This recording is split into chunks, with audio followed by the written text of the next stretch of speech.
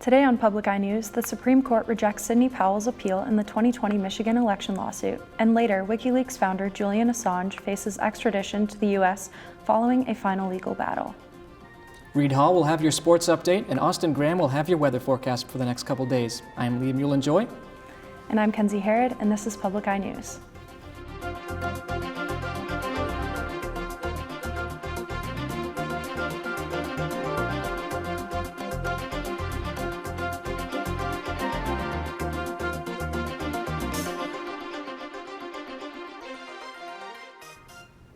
In a significant legal development, the Supreme Court has declined to hear an appeal from lawyers associated with the former President Donald Trump, including Sidney Powell, over a lawsuit challenging the 2020 election results in Michigan.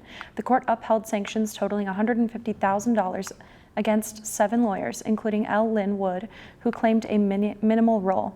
The sanctions stem from a sham lawsuit filed on behalf of 6 Republican voters after Joe Biden's 154,000 vote victory in Michigan. Powell, known for her Release the Kraken statement, recently pleaded guilty to state charges in Georgia related to election interference. The legal saga continues as the courts hold those accountable for their actions. And 3 hospitals remain in Aspirus Health Chain Center after a major shift in the Upper Peninsula operations, closing one of its 4 hospitals in Ontonagon. The Wisconsin-based provider, which planned a new $15.8 million hospital in 2022, now discontinues emergency and hospital services due to low inpatient numbers. The facility will transition into a rural clinic health starting April 20th, offering outpatient services. Aspirus plans to invest $30 million in upgrades for the new Keweenaw Hospital, emphasizing renovations, expanded orthopedic care, and improved same-day services. The move aims to meet evolving regional health needs. Aspirus Ontonagon Hospital employees affected will be assisted in finding new positions within the system. Wisconsin Attorney General Josh Kaul announced today that an arbitration panel has ruled in favor of Wisconsin in its dispute with several major cigarette manufacturers. The dispute stems from a deal that Wisconsin and 45 other states reached with tobacco companies in 1998. Companies that are not a part of the so-called Master Settlement Agreement are obligated to put money into an escrow every year, under the supervision of state authorities, of course. If there's an irregularity in that payment, the state can prohibit the offending company from selling its products. In order to get around this restriction, tobacco companies have sought to challenge the state's diligence in tracking their payments. This led to the recently concluded dispute in which 3 former federal judges ruled in favor of Wisconsin for the years of 2005 through 2007, finding that, quote, Wisconsin had a comprehensive and well-coordinated program, end quote. The win will result in Wisconsin receiving approximately $24 million in disputed funds. And a Wisconsin drunk driver who sped through a red light, smashing into another vehicle and killing 5 passengers, including 4 children, has been sentenced to 25 years in prison. 21-year-old Antayona Sandifer was sentenced on Monday after pleading guilty to 5 counts of homicide in January. Sandifer was driving an estimated 80 miles per hour, 30 to 35 above the speed limit, when she drove a minivan through the red light last May, colliding with another vehicle and a pole. Her blood alcohol content was .167, more than twice the legal limit of .08 at the time of the crash, according to Assistant DA Sarah Sadowski. After completing the 25-year prison sentence, Sandifer will be subjected to 15 years of extended supervision. And the Oakland County Sheriff's Department is the first in the nation to adopt a new nasal spray with opioid reversing capabilities similar to Narcan. Andres Gutierrez has more. Take a look. The spray is called OPV. It's similar to Narcan in that it blocks the effects of opioids in the brain, although the company that makes this one says it stays longer in the body than others. It's going to be deployed immediately by us. OPV is the latest life-saving tool Oakland County Sheriff deputies will carry to combat the ongoing overdose crisis. Our deputies get there and they make a quick diagnosis and they administer the antagonist, and then hopefully it has results, and oftentimes they try again and again, and then ultimately if they can revive the person, get them breathing and conscious, then they're transferred over to medical care. In May, the FDA approved the nasal spray that uses the drug Namifene to restore normal breathing and blood pressure during an overdose. It's the first and only nasal opioid rescue medication that is specifically approved for synthetic opioids like fentanyl in addition to non-synthetic opioids. Steve Norris with the Alliance of Coalitions for Healthy Communities says about 250 people die in Oakland County every year because of an overdose. And a majority of those are what we refer to as opioid naive. So these are first-time people that don't necessarily have a issue of substance use disorder, but they're essentially trying a pill that they might believe is a Xanax or a Adderall that's actually counterfeit. He's now training law enforcement on how to administer OPVI. The possibilities for us to save people or interact with people that previously have not shown much responsiveness because of the synthetic fentanyl is really a game changer for us. Sheriff Bouchard says funding for the first 200 doses of OPVI is coming from a $75,000 donation from the Oakland County Health Network. In Pontiac, Andres Gutierrez, CBS News, Detroit. Now don't touch that dial. We'll be right back with your weather and national news after this break. I'm Lisa Steele, author, blogger, and fifth-generation chicken keeper. I live in rural Maine with my husband, flock of chickens, ducks, and geese, Winston the corgi, and Linus the indoor-outdoor barn cat. We moved to Maine for the peace and serenity. We wanted a simpler life and to step back in time where there are still corner stores and your neighbors still know your name. Today at 4:30.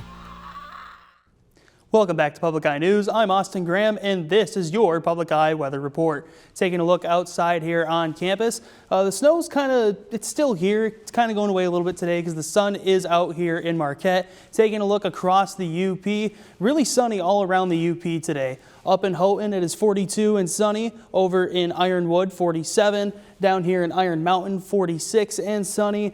Way down in Menominee, it is 43. In Escanaba, it is 42. Heading on over to the east side of the UP, looking at Manistee, it is 38 and cloudy. Over in the Sioux, it is 26 and cloudy. And right back here in our beloved Marquette, it is 44 and sunny. Taking a closer look at these conditions here, the winds are south at 15 miles an hour, and our barometric pressure is 30.08 inches and falling.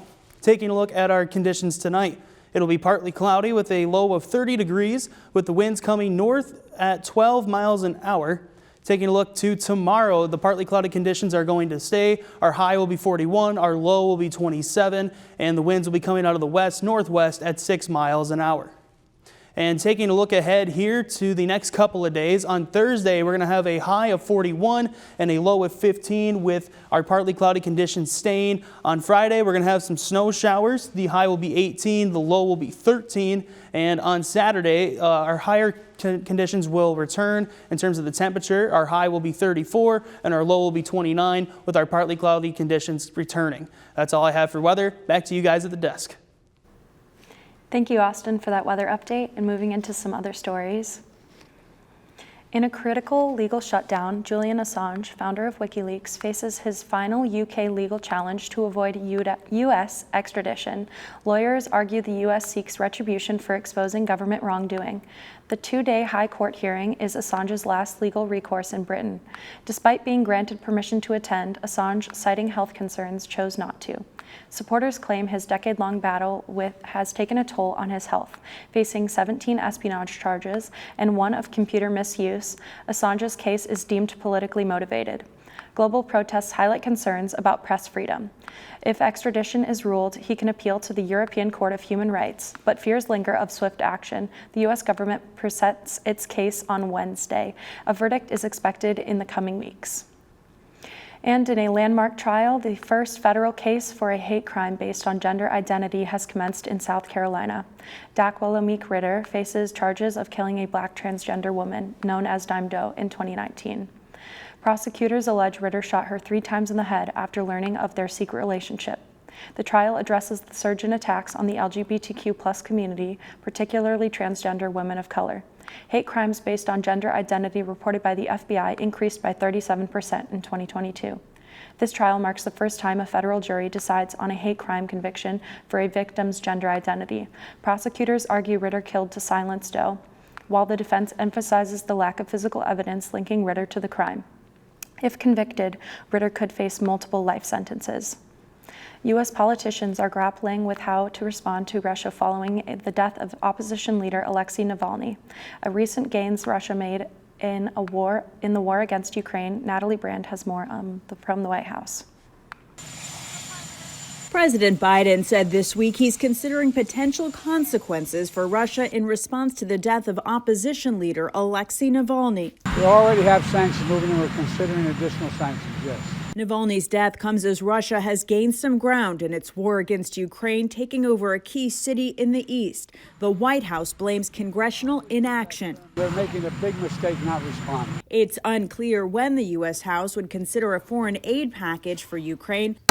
House members left Washington for a nearly 2-week recess without taking up the Senate's bipartisan package.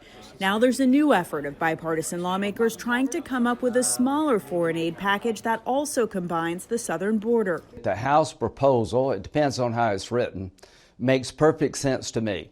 But the question now, will former President Donald Trump lobby against the bill? He opposed the Senate's bipartisan border security compromise initially linked to foreign aid, which collapsed earlier this month. President Trump told Congress, don't pass anything until after November. We can't wait that long. Former UN Ambassador Nikki Haley also took aim at her rival for a lack of response to Alexei Navalny. The GOP frontrunner finally posted his comment on Monday, saying Navalny's death has made him more aware of what's happening in the U.S. He's going to side with a dictator who kills his political opponents. Despite sharpening her attacks on Trump, Haley still remains behind by double digits in the latest polls ahead of Saturday's GOP primary in South Carolina, where she formerly served as governor. Natalie Brand, CBS News, the White House.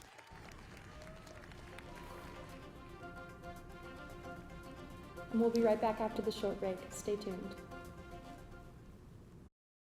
Yo, Ma, you hear that? I'm a prince.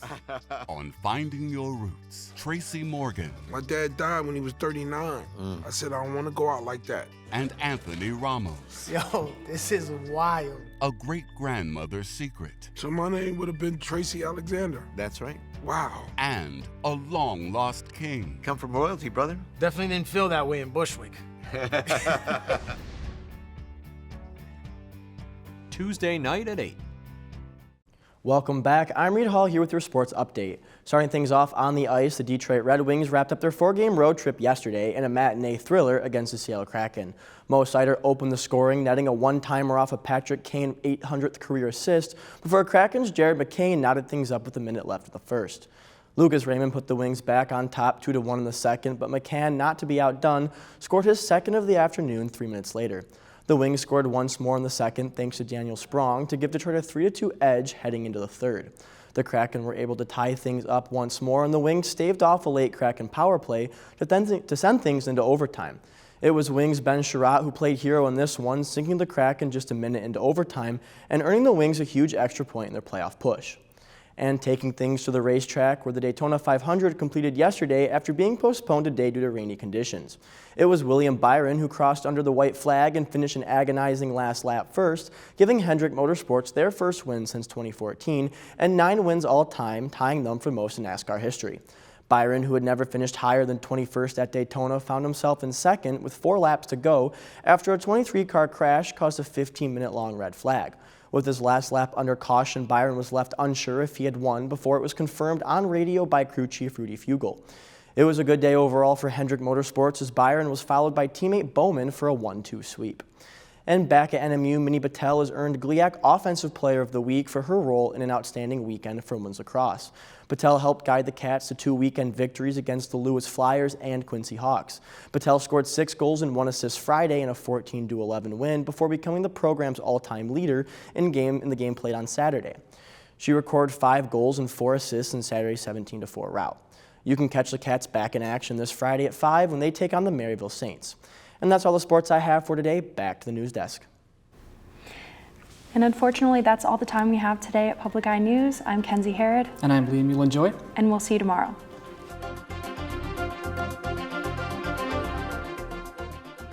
The preceding program was produced by WNMU-TV, Northern Michigan University Public Television, in studios located in Elizabeth and Edgar Hardin Hall. Thanks for watching Public Eye News. You can subscribe to our YouTube, tune into WNMU Channel 13 every weekday at 4, or follow our Instagram at NMU Penn to never miss a story.